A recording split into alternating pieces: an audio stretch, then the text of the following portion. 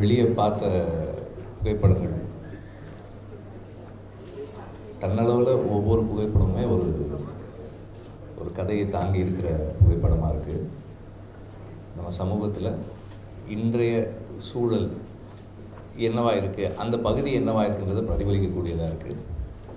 எனக்கும் ஒரு ஃபோட்டோகிராஃபை பற்றி டெக்னிக்கலாக பேசுகிறதுக்கான நாலேஜ் இல்லை. பட் அது நமக்குள்ளே ஏற்படுத்துகிற உணர்வை பற்றி பேசுகிறதுக்கும் அதன் வாயிலாக நமக்கு ஏற்படுற புரிதலை பற்றி பேசுகிற அளவுக்கு மட்டும்தான் எனக்கு தெரியும் ஃபோட்டோகிராஃபி. ஸோ அந்த அடிப்படையில் இது பார்த்த அந்த புகைப்படங்கள், அது சொல்கிற கதைகள், அது எல்லாமே நமக்கு ஏற்கனவே நிகழ்ந்த அழிவுகளை பற்றி மட்டும் சொல்லலை.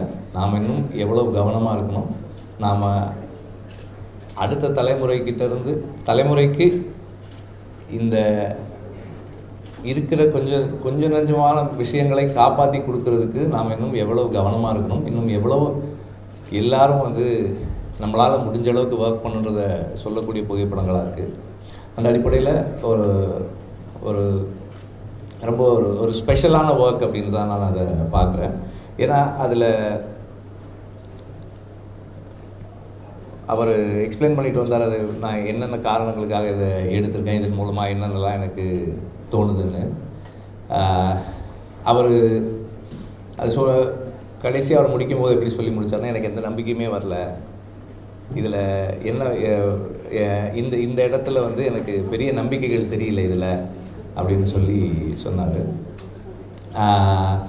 பட் எனக்கு என்ன தோணுச்சுன்னா, இந்த புகைப்படங்களின் வாயிலாக அந்த கதைகளை நாம் சொல்கிறதே ஒரு நம்பிக்கைக்குரிய விஷயமா இருக்குது. தொடர்ந்து கதைகள் சொல்வதன் மூலமாக, எந்த வாயிலாகவோ மக்களின் கதைகளை சொல்வதன் மூலமாக கண்டிப்பாக மாற்றம் வரும்ன்ற நம்பிக்கை எனக்கு இருக்குது.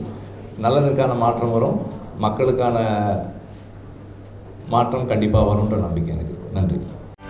செய்திகளை உடனுக்குடனும் துல்லியமாகவும் தெரிந்து கொள்ள சப்ஸ்கிரைப் பண்ணுங்க.